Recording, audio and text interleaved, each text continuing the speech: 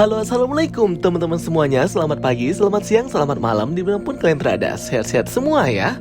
Oke teman-teman semuanya, di video kali ini kita akan ngebahas dan nge-breakdown review film Spider-Man Across the Spider-Verse, sequel Spider-Man Miles Morales. Nah, jadi ini kita akan nge-breakdown dan ngejelasin ya penjelasan ending akhir cerita film ending explain dari Spider-Man Across the Spider-Verse. Jadi kemarin aku sudah nonton ya teman-teman ya. Aku rate film ini 7,5 out of 10 karena memang menurut aku tuh kayak bosen banget gitu loh guys nontonnya. Tapi itu di awal-awal aja sih ya. Aku tekankan lagi di awal-awal aja. Jadi jangan pada marah-marah gitu ya guys ya. Di awal-awal memang bosen banget, slow pace, tapi menuju tengah dan akhir oke banget. Jadi memang ini film bersambung ya. Makanya itu filmnya anti klimaks banget karena bersambung ke part keduanya atau dengan judul baru Spider-Man Beyond the Spider-Verse. Sebenarnya ini bukan hal yang baru ya teman-teman, karena memang pada waktu perilisan awal teaser dari Spider-Man Across the Spider-Verse itu sudah ada tagline-nya bahwa ini adalah part 1. Nanti ada part 2-nya tahun depan rilisnya. Tapi ternyata alih-alih menggunakan judul yang sama, ternyata judulnya berbeda. Miles Morales akan kembali di film Spider-Man Beyond the Spider-Verse. Jadi ini kalimatnya dirubah jadi Beyond ya. Jadi kalau Beyond itu lebih luas lagi, lebih mencakup lagi hal multiverse-nya nanti di Spider-Man ini guys. Jadi di ending kita mengetahui ya bahwa Miles Morales ternyata salah masuk universe atau Earth.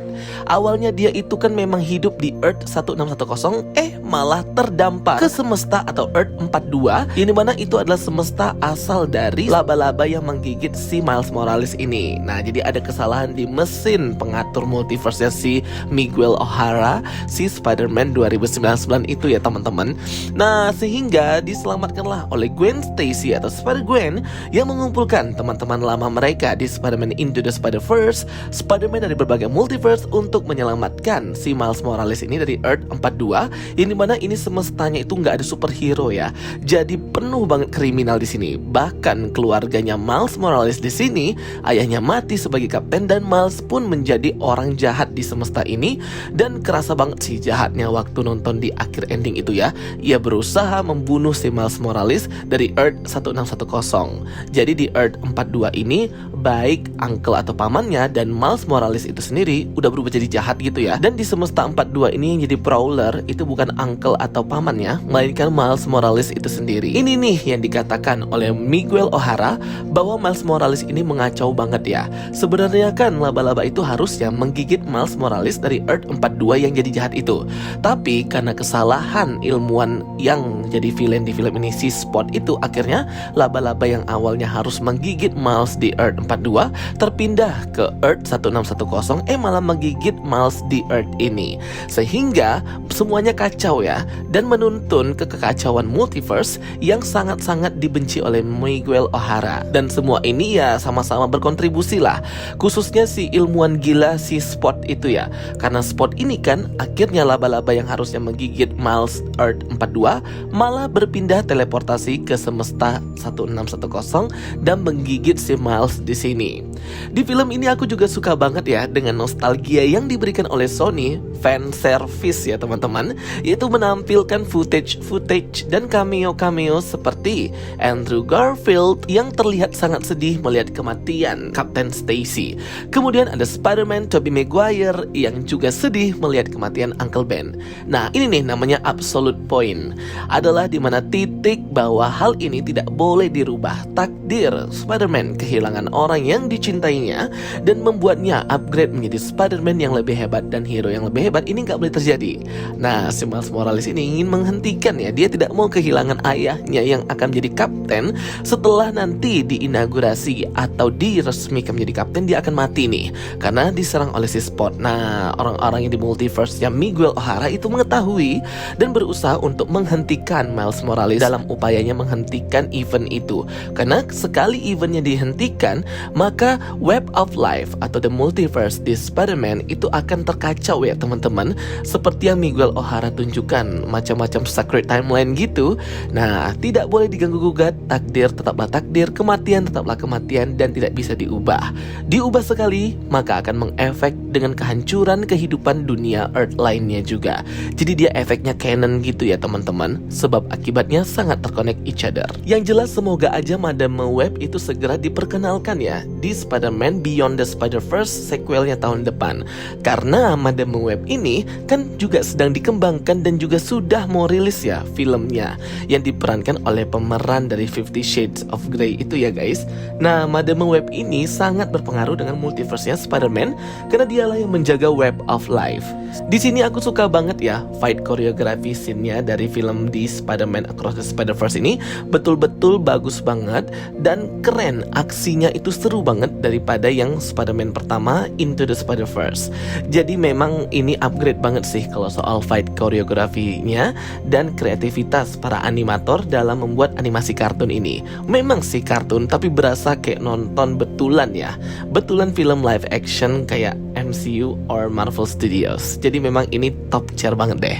Tentunya endingnya langsung bersambung gitu ya, dengan Miles Morales yang ditangkap dan diikat oleh Miles Morales dari Earth 42 bersama dengan uncle pamannya yang jahat itu. Mereka berdua berusaha untuk membunuh Miles Morales dan membiarkan Miles Morales tidak bisa menyelamatkan ayahnya di semestanya ya, biar mati gitu. Pokoknya vibes jahat evilnya kerasa banget ya si Miles dari Earth 42 ini. Tapi untungnya Gwen Stacy itu dengan bantuan teman-teman Spider-Man Multiverse-nya yang lain itu berusaha untuk menyelamatkan Miles Morales yang diikat dan disekap oleh Miles dari Earth 42. Jessica Drew mengetahui rencana yang hendak dilakukan oleh Gwen Stacy dan Spider-Man lainnya. Nah, kayaknya Jessica Drew ini deh, si Spider-Woman ini nantinya akan menginformasikan kepada Miguel O'Hara bahwa sebenarnya mereka pergi ke Earth 42. Nah, maybe di Earth 42 inilah nanti final battle-nya akan terjadi dalam upaya mereka menyelamatkan dan menghentikan Miles Morales menyerang Miles Morales serta uncle-nya yang jahat itu, dan mereka sudah jadi prowler ya guys ya.